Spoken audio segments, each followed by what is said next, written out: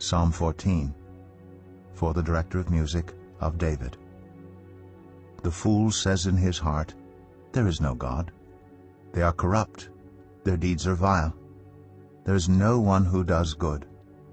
The Lord looks down from heaven on all mankind to see if there are any who understand, any who seek God. All have turned away, all have become corrupt. There is no one who does good, not even one. Do all these evildoers know nothing? They devour my people as though eating bread. They never call on the Lord. But there they are, overwhelmed with dread. For God is present in the company of the righteous. You evildoers frustrate the plans of the poor, but the Lord is their refuge. Oh, that salvation for Israel would come out of Zion. When the Lord restores his people, let Jacob rejoice and Israel be glad. Genesis 21. Now the Lord was gracious to Sarah, as he had said. And the Lord did for Sarah what he had promised. Sarah became pregnant and bore a son to Abraham in his old age, at the very time God had promised him. Abraham gave the name Isaac to the son Sarah bore him. When his son Isaac was 8 days old, Abraham circumcised him as God commanded him. Abraham was 100 years old when his son Isaac was born to him. Sarah said, "God has brought me laughter, and everyone who hears about this will laugh with me." And she added, "Who would have said to Abraham that Sarah would nurse children? Yet I have borne him a son in his old age." The child grew and was weaned. And on the day Isaac was weaned, Abraham held a great feast.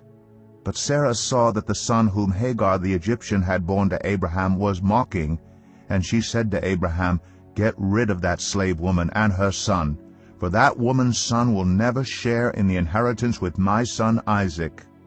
The matter distressed Abraham greatly, because it concerned his son. But God said to him, "Do not be so distressed about the boy and your slave woman. Listen to whatever Sarah tells you, because it is through Isaac that your offspring will be reckoned. I will make the son of the slave into a nation also, because he is your offspring." Early the next morning Abraham took some food and a skin of water and gave them to Hagar. He set them on her shoulders and then sent her off with the boy. She went on her way and wandered in the desert of Beersheba. When the water in the skin was gone, she put the boy under one of the bushes. Then she went off and sat down about a bowshot away, for she thought, "I cannot watch the boy die." And as she sat there, she began to sob. God heard the boy crying, and the angel of God called to Hagar from heaven and said to her, "What is the matter, Hagar? Do not be afraid. God has heard the boy crying as he lies there. Lift the boy up and take him by the hand, for I will make him into a great nation." Then God opened her eyes, and she saw a well of water. So she went and filled the skin with water and gave the boy a drink.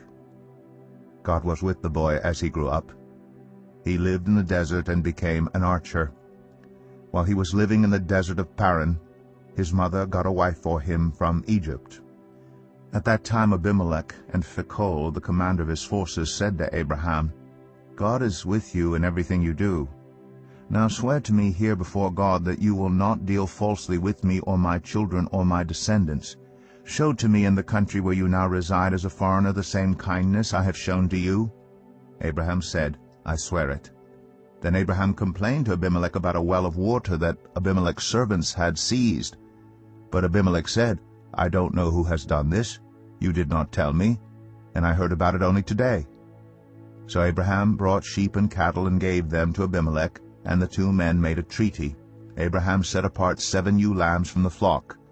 And Abimelech asked Abraham, "What is the meaning of these 7 ewe lambs you have set apart by themselves?"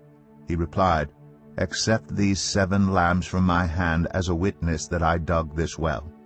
So that place was called Beersheba, because the 2 men swore an oath there. After the treaty had been made at Beersheba, Abimelech and Phicol, the commander of his forces, returned to the land of the Philistines. Abraham planted a tamarisk tree in Beersheba, and there he called on the name of the Lord, the eternal God. And Abraham stayed in the land of the Philistines for a long time. Luke 7. When Jesus had finished saying all this to the people who were listening, he entered Capernaum. There a centurion's servant whom his master valued highly was sick and about to die. The centurion heard of Jesus and sent some elders of the Jews to him, asking him to come and heal his servant. When they came to Jesus, they pleaded earnestly with him, "This man deserves to have you do this, because he loves our nation and has built our synagogue." So Jesus went with them. He was not far from the house when the centurion sent friends to say to him, "Lord, don't trouble yourself, for I do not deserve to have you come under my roof.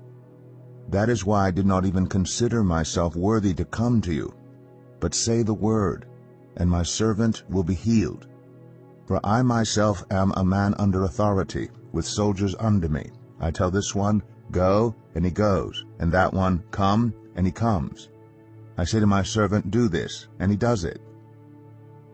When Jesus heard this, he was amazed at him, and turning to the crowd following him, he said, "I tell you, I have not found such great faith, even in Israel." Then the men who had been sent returned to the house and found the servant well. Soon afterward, Jesus went to a town called Nain, and his disciples and a large crowd went along with him. As he approached the town gate, a dead person was being carried out, the only son of his mother, and she was a widow. And a large crowd from the town was with her. When the Lord saw her, his heart went out to her and said, "Don't cry." Then he went up and touched the bier they were carrying him on, and the bearers stood still. He said, "Young man, I say to you, get up." The dead man sat up and began to talk. And Jesus gave him back to his mother. They were all filled with awe and praised God. "A great prophet has appeared among us," they said. "God has come to help his people." This news about Jesus spread throughout Judea and the surrounding country.